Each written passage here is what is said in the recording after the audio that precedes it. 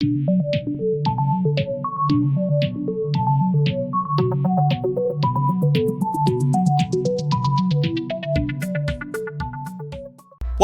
to The Deciding Point, our Cracked Racquets roundup of the biggest storylines going on throughout the tennis world, and joining me to break down those storylines, as he always does, you know him as our Cracked Racquets Do Everything forefather of the forehand slice. It's James Foster McDonald. Jamie, another weekend in paradise. How are you doing? Yeah, well, hey, listen, for my intro, you cut the undefeated high school part, so lucky me, I'm repping Pembroke Hill right here. It's always on top of my mind, so hey, that just works out, doesn't it? But no, having a great weekend, another Chiefs win, I'm feeling good. Yeah, you know, it was in the production meeting. That was the first cut, unfortunately. But yes, the only undefeated high school coach in Missouri State tennis history. Glad to see you are repping that here on this show as well. And what we are going to be repping on this show is that it's award season. The ATP announcing their awards this week. The WTA just announced their awards last week. We want to talk about those two things. Also talk a little bit about the updates we have gotten from the Australian Open, from the college tennis season in terms of what the 2021 tennis world is going to look like, and then of course we will end with our deciding point. But with that in mind, Westoff, let's start the show.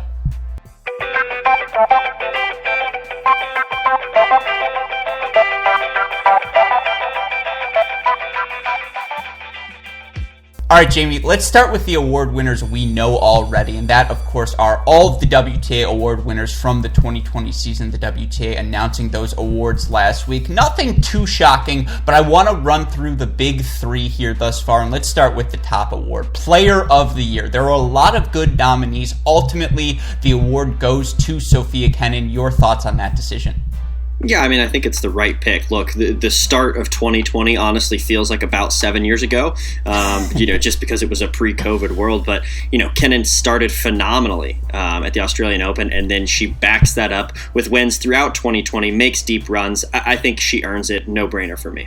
Yeah, I think there were a couple of good nominees here. Elisa Mertens is not going to win Player of the Year. She does deserve some sort of recognition for leading the season in wins. She just played everything, and in a year of uncertainty, you deserve some recognition for that. Naomi Osaka was 16-2 in the matches she did play. She was outstanding. Simona Halep, really good on the year as well. But yeah, Sofia Kenin was the total package. She played a ton of events. She made 2 slam finals. She was the best player week in, week out. I do agree with you. I think she has to win that award in the end. Let's move to our next award, Newcomer of the Year. This was an interesting one to me. They go with Nadia Podoroska, who was something like 43-6, I think, on the season between ITF, WTA level events. Obviously, her big breakthrough coming as she makes the semifinals of Roland Garros. She's inside the top 50 now.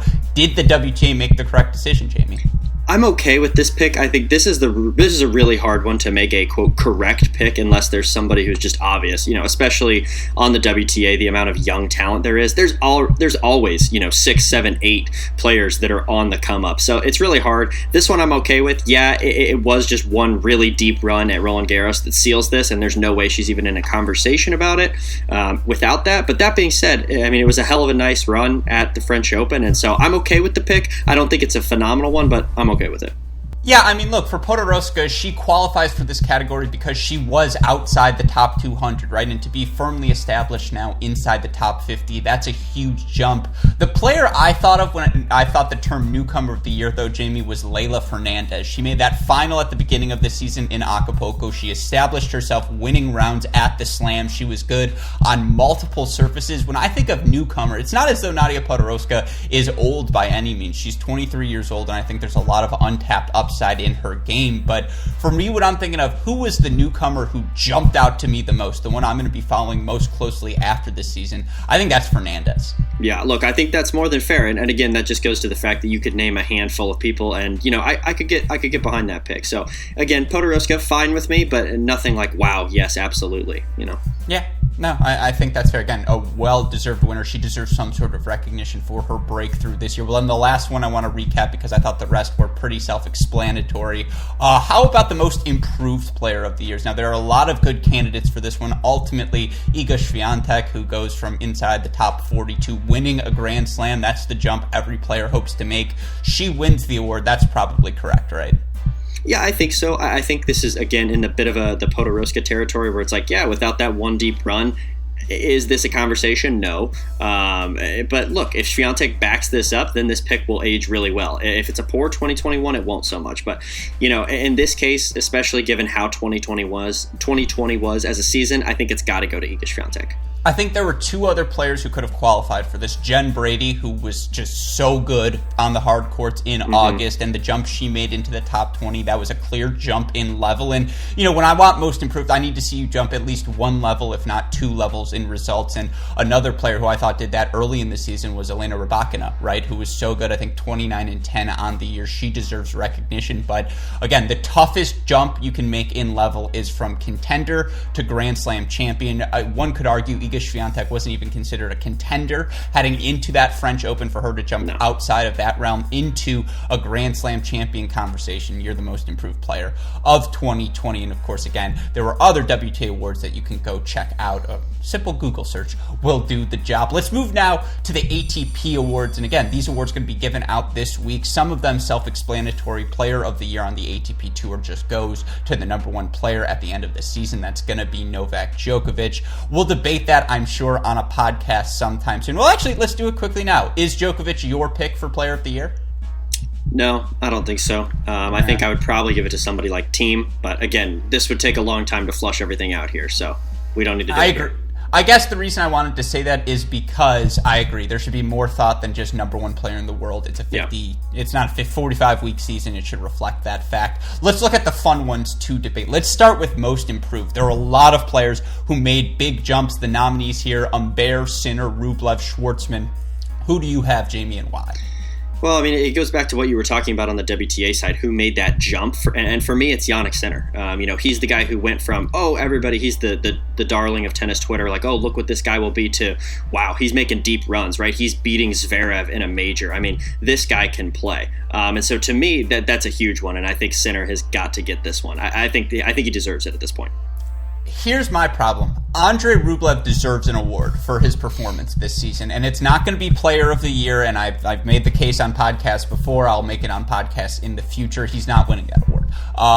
It's probably not, Newcomer of the Year because people knew about Andrei Rublev before then. It's probably not Comeback Player of the Year because his injury happened really 2018. He was already starting to come back, in my opinion, at the end of 2019.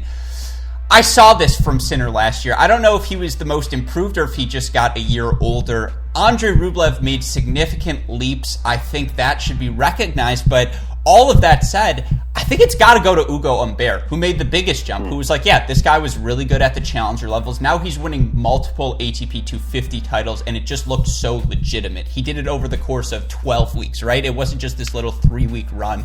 He was really, really good in 2020, and he is someone now who you have to talk about when you bring up any member of the next-gen ATP cohort.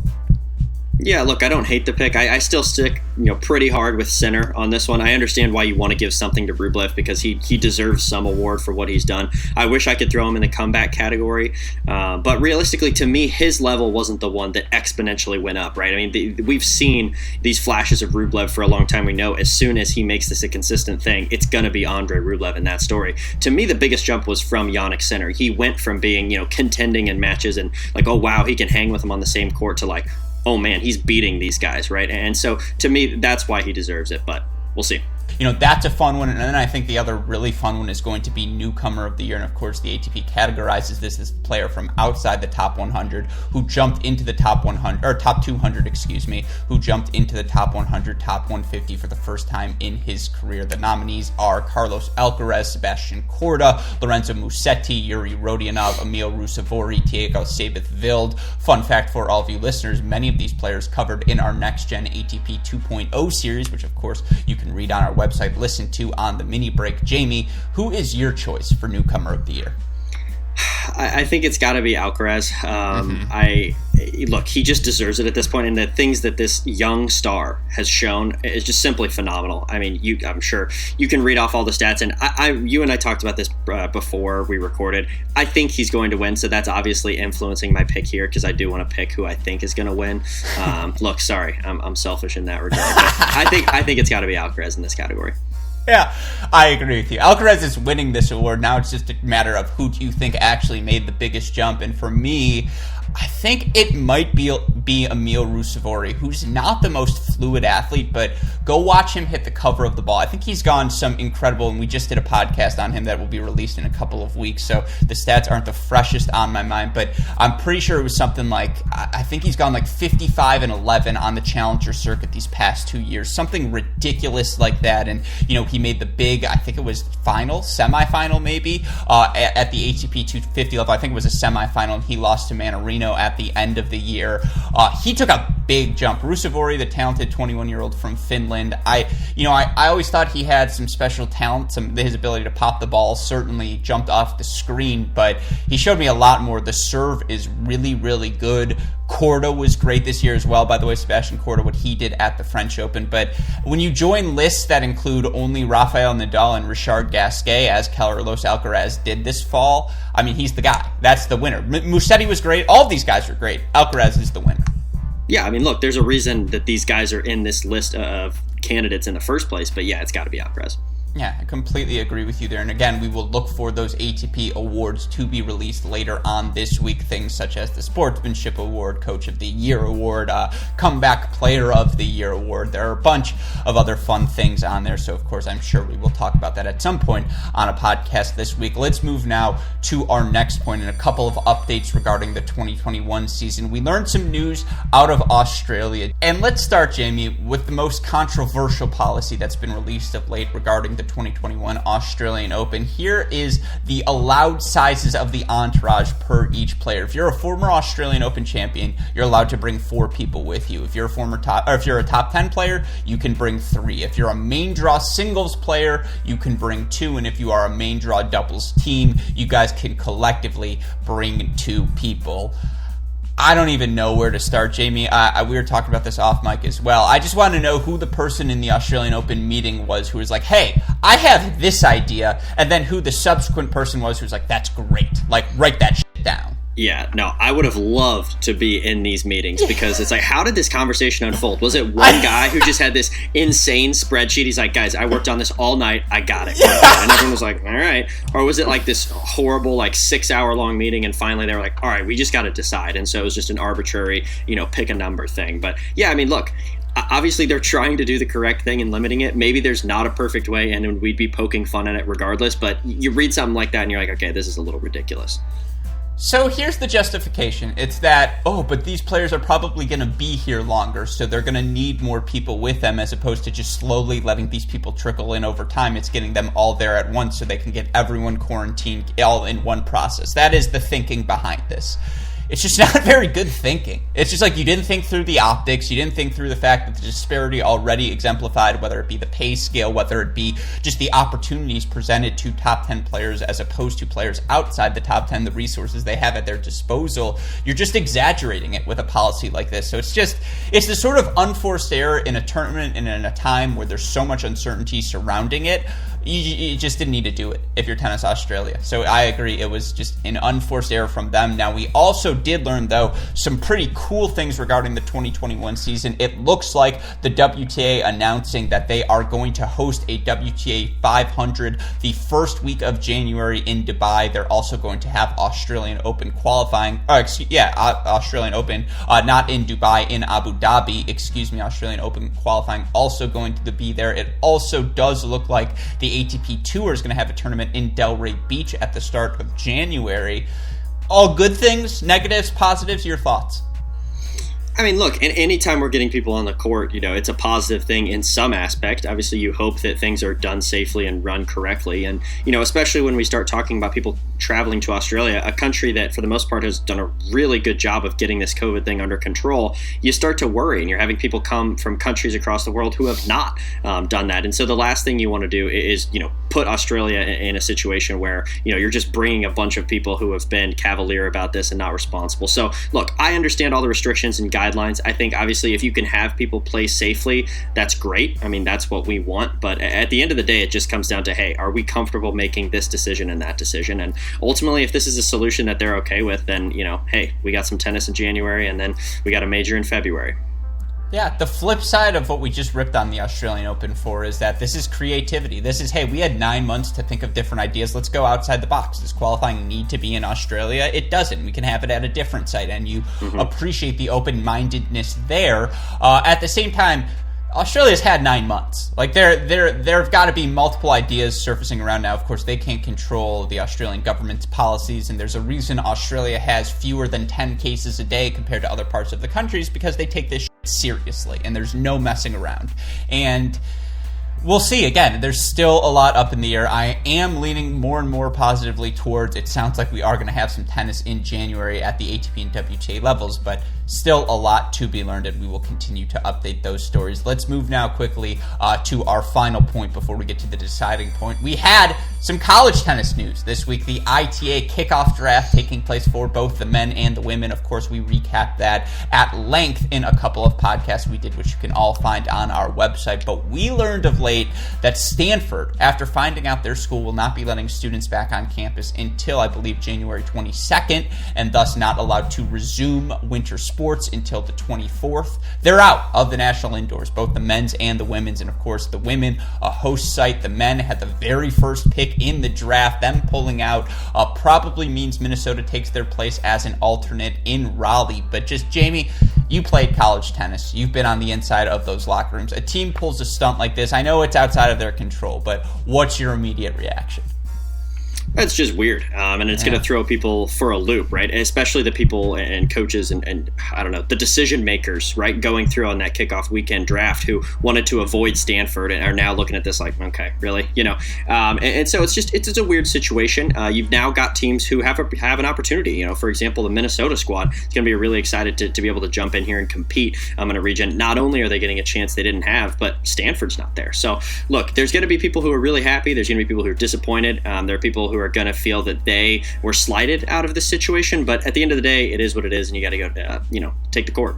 Yeah, two things to add to that. One, if you're Tony Bresky, you are kicking yourself. You are like, wow, I blanked because they ended up going to NC State, and Tony Bresky, Wake Forest, was reported to go to NC State. That's what everyone was telling us the entire time, and they ended up opting out because they were a little bit afraid of Stanford, and now they're just like slap in the head. The other one, and this is going to be my hashtag in every tweet I send, college tennis related or not, until the national indoors, send Baylor to Raleigh. Send Baylor to Raleigh. Competitive balance makes everyone happy. In Ann Arbor, it's no longer Texas A&M, Michigan, and Baylor. You get one of them out of there. Baylor still ends up probably qualifying for the national indoors, and you have one happy fan in this guy. Now, that's not gonna happen, but maybe if enough people throw it out there, it could happen. So just floating it out there for now. But with that in mind, let's get to our final point, the deciding point. Jamie, we learned this week the ATP crew releasing a new marketing campaign. It comes a few days, of course, after the WTA's announcement of the new marketing campaign. And their campaign, Jamie, it's very simple. It's a simple slogan. It's one thing all of us to remember. This is tennis. That's the theme heading into 2021. This is tennis. I don't really know what the theme is beyond that. I just know this is tennis. Jamie, your thoughts? Yeah, I mean, it's a little simple. Even when you actually read the release for it, you're like, you read it 6 times and you're like, I don't know what that means at all. So listen, you saw a lot of players, at least in the last few days, post some really cool like highlight clips and montages that were put together. That's great. Maybe you get some people excited about the game, return to the sport. I'm all for it. But yeah, the best we could come up with on the marketing slogan was "This is tennis." Like, come on, give me a break. I think they called the Australia guy. They're like, hey, give us the 4-3-2-1 guy. We like him. For real. Yeah, what does he have related to the ATP Tour? No, it's just, you love the coordination. Absolutely. The fact that every player came out, said something, did their part. I praised the WTA for it. It's only fair that I praise the ATP for it as well.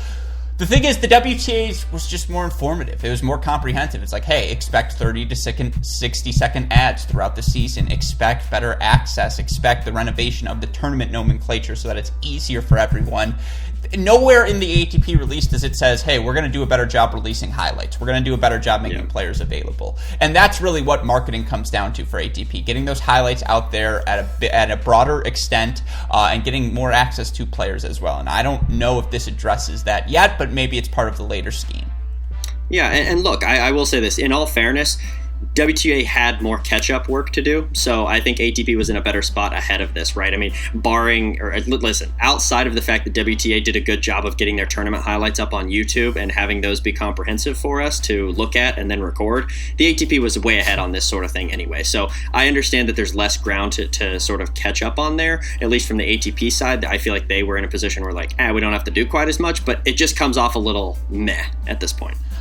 I don't agree that the ATP was way ahead. I do agree that the WTA needed to be more proactive, if that makes sense. It's not that the gap for the ATP can ride the Federer-Djokovic-Nadal bandwagon. They really can. They can ride those coattails to great ratings at the Grand Slams. And women's game has Serena, it has Osaka, but they're a little bit further along in the transition process than the men's game is, and thus it's even more important to promote the next generation of stars. The ATP also did have the Next Gen campaign, which, as I wrote about this week, was a success. But no, again, meh is a good word. I need to see a little bit more. I need to see what it looks like.